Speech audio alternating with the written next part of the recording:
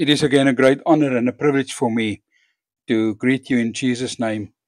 Thank you for tuning in. Thank you for being part of this podcast on a weekly basis, whether you listen on the WhatsApp medium, the international radio station, Joy Gospel Radio, or on the YouTube platform.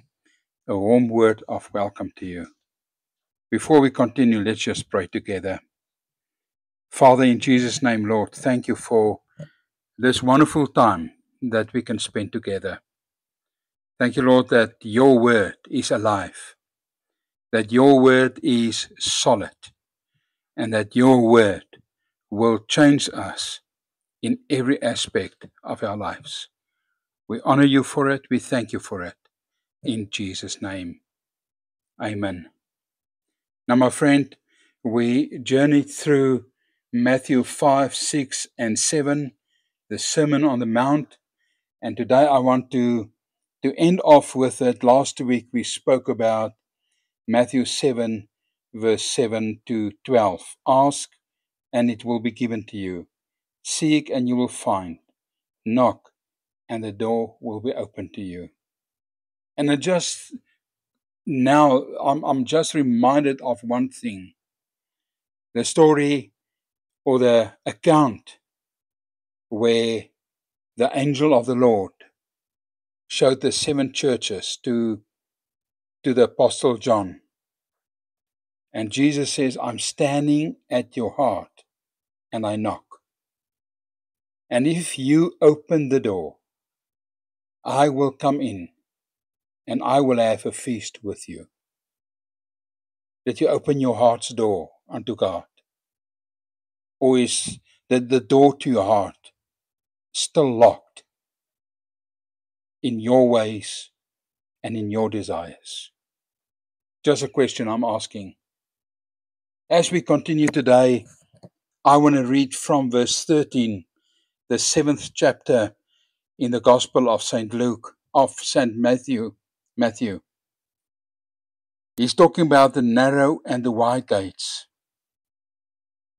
And we said to each other at several times, the point that Jesus addresses is our hearts. What does our hearts look like? And the whole Sermon on the Mount, Jesus is addressing the daily issues that we find ourselves in. And here Jesus says, enter through the narrow gate. For wide is the gate, and broad is the road that leads to destruction, and many enter through it. Can I be honest with you? And yes, we are part of a ministry that broadcasts on YouTube. Even this recording is on YouTube, Joy Gospel Radio. We broadcast on WhatsApp throughout the world, on TikTok, on Facebook, on nearly all the social media platforms. We do it. But the reality is the fact that our churches are filled with people, and the fact that we have mega churches. And I don't say we're a mega church, we're a church of influence. But the fact that we measure sizes does not mean that it's a blessing from God. There's something like people pleasing, and Paul warns against it. So the fact that we've got thousands of people in the church does not mean that it is a blessed church. Because the Bible says the gate is narrow. The Bible says it is a commitment. The Bible says it is a point where we lay down our own lives, our own wills and desires, and we follow what Jesus says. Jesus is coming to the end of this Sermon on the Mount. Jesus is busy wrapping up everything that he said. And the Apostle Matthew is recording it in such a way that he's busy landing the plane. He's coming to the summary. He's coming to the heart of what Jesus is saying. And I want to end off with that today. So he says, the gate is narrow. He actually says, I spoke to you about being blessed. I spoke to you about the fact that you are the salt and the light. I spoke to you about your righteousness that mustn't be like the Pharisees. I spoke to you about murder, about idolatry, about divorce, about oaths, about this thing that we call an eye for an eye and a tooth for a tooth. I spoke to you about love, about giving, about prayer. I spoke to you about fasting. I spoke to you about where are your treasures. I spoke to you about judging others. I spoke to you about this concept of keep on asking for me. So Jesus is saying to the people, I dealt with all these things.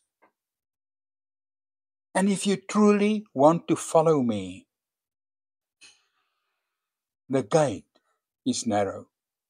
If you truly want to follow me, and if you truly want to make an impact, and if you truly want to make a difference in your life and in the lives of the people around you, take note. The gate is narrow. It means we have to swim up against the stream. It means we have to give up certain things. It means we have to give up certain pleasures in life. It means that we have to give up. For the Bible says, Jesus says, the gate is narrow. Yes, we can go through the wide gate. We can party on Friday night and look like a holy person on Sunday. Trust me, I was there. Or I was there. I've done it. But there's no fruit to it. And the Bible says that wide gate leads to destruction. Jesus says in John 10 verse 10, the enemy came to steal, to kill, and to destroy. But he came that we can have life, and life in abundance. But the life in abundance means we need to put off the works of the flesh. It means we need to finish with the works of the flesh. It means that we have to come to the point where we say, Lord, not my will, but thy will be done. And immediately in verse 15, Jesus goes on and he talks about a tree and its fruit. And it makes me think about John 15 that says, we are the branches and we need to stay connected to Jesus so that we can have the sap, so that we can have the abundance that flow from him. We need to allow the Lord Jesus Christ to prune us. We need to allow him to change us. He says, I am the true vine. My Father is the gardener. He says, you are already clean because of the word I've spoken over you. But then he says in verse 4, John 15, remain in me, and I will remain in you. No branch can bear fruit by itself. It must remain in the vine. And in Matthew 7, from verse 15, Jesus is talking about the tree and its fruit. He started off with, beware for false prophets and teachers, because they come in sheep's clothing. But then he says, by their fruit, verse 16, Matthew 7, by their fruit you will recognize them. Do people pick grapes from thorn bushes or figs from thistles? Likewise, every good tree bears good fruit, but a bad tree bears bad fruit. I want to say to you, the fruit that you and I wear, the fruit that we display, the fruit that people see in us, reveals who we are. Can I say that again? The fruit that people see on us, the fruit that people experience through the way that we treat them and that we deal with them, reveal who we are. And the fruit will reveal whether we went and entered through the narrow gate or the wide gate. Paul says to King Agrippa, or he explains the gospel to King Agrippa, and King Agrippa says the following: you almost convinced me to become a Christian. You see, my friend, almost is not a Christian. If we almost bear fruit, it is not good fruit. If we come to the point where we on the one day bear certain fruit and the other day other fruit, we do not bear fruit. And I know it's a difficult thing to swallow, but it's the truth. Fruit will reveal who and what we are.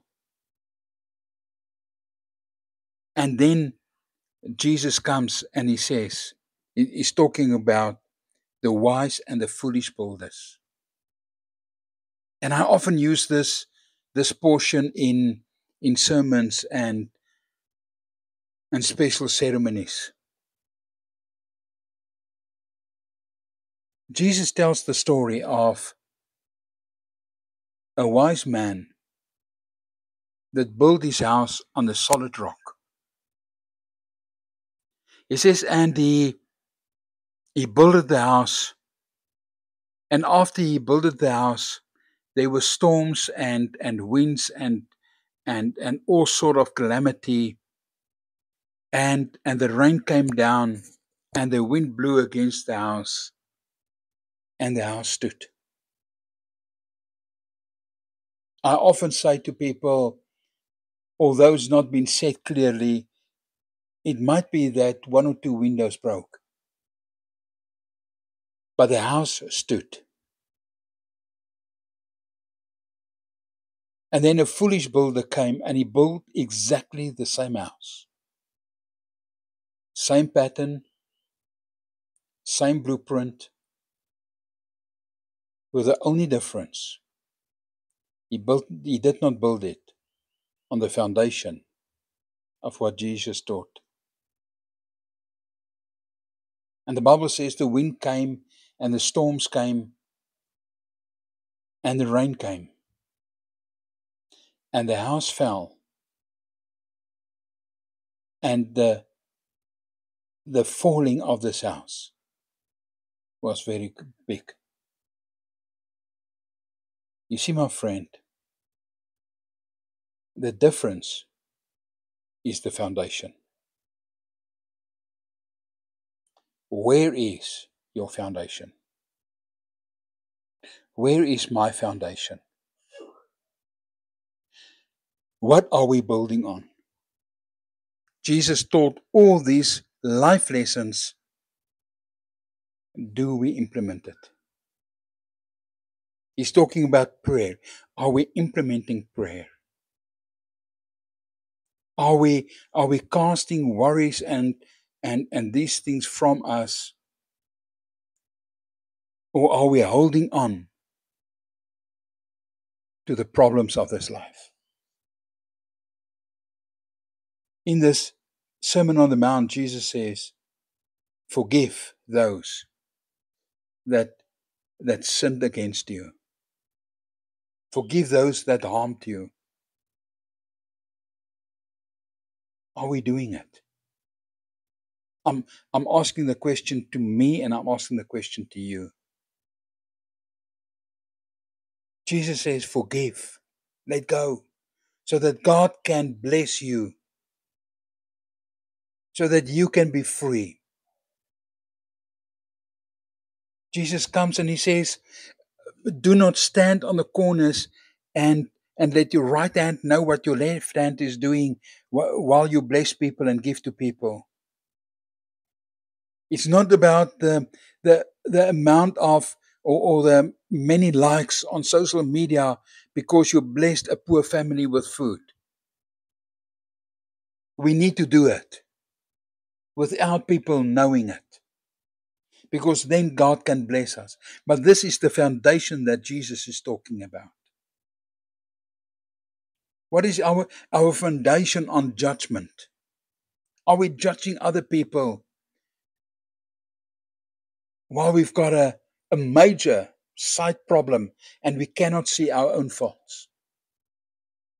Jesus is talking about divorce and murder, and he says, even if you look with lust towards a woman, you already committed adultery. What is the foundation that we build on?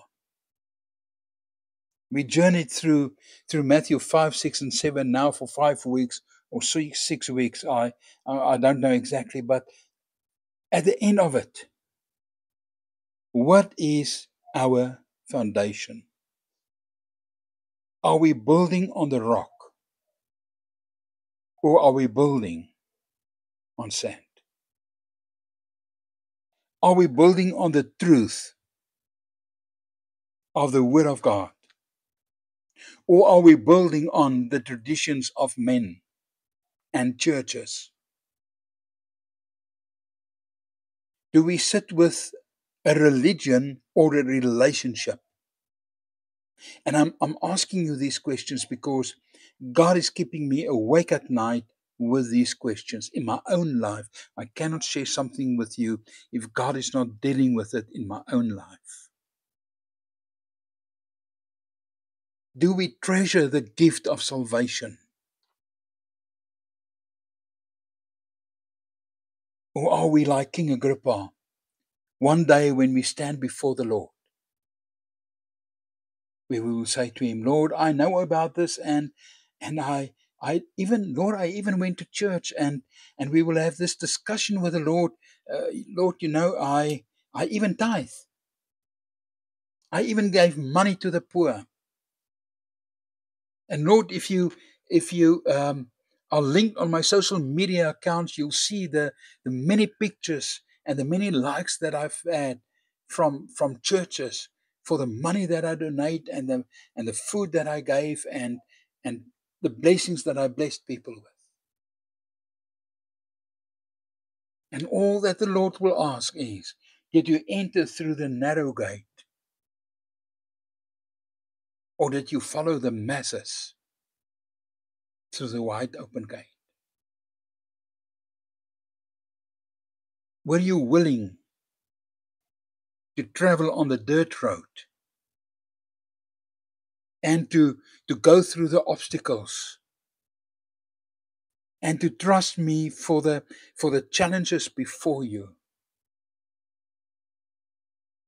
Or did you take the highway?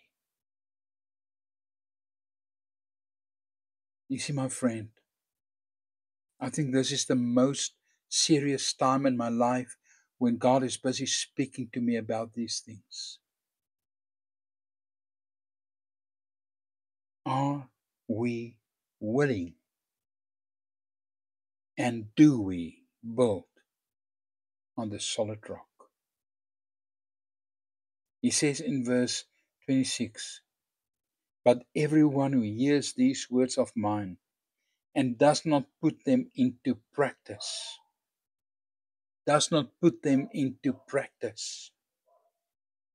is like a foolish man who builds his house on the sand. And in closure, and at the end of our journey through Matthew 5, 6, and 7, I need to ask you this question. What is your foundation like? Do you have a solid foundation on the rock, Jesus Christ? Or is your foundation in faith based on what the church teaches? On a religion? On a set of rules? On you must and you mustn't? On your own pride? On your own will?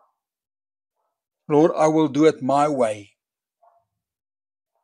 On our attitude that God must submit to our ways. We will not submit unto His way. Where is the foundation? And on what is the foundation? Now, I want to pray for you. And I want to pray a simple prayer. And our time is running out, but I want to pray a simple prayer. And I want to invite you. If you want to discuss this message with me, please do call me. Send me a WhatsApp. Let's discuss it. But I cannot not challenge you with these words. Is your foundation founded upon the rock, Jesus Christ, or on the sand? And as you listen, I pray and I ask you just to close your eyes. And Father, I pray now for everyone listening, for everyone that says my foundation is not on the rock anymore. I pray, Lord, that through your grace, you will show us and that you will identify the areas, Lord, that we can make the tree good again, that we can fix our foundations, that we can re-establish our foundations on you, the rock. And Lord, that we can walk in victory because of the sacrifice of Jesus Christ on the cross of Calvary when He said, "It is finished." And I pray this in Jesus' name.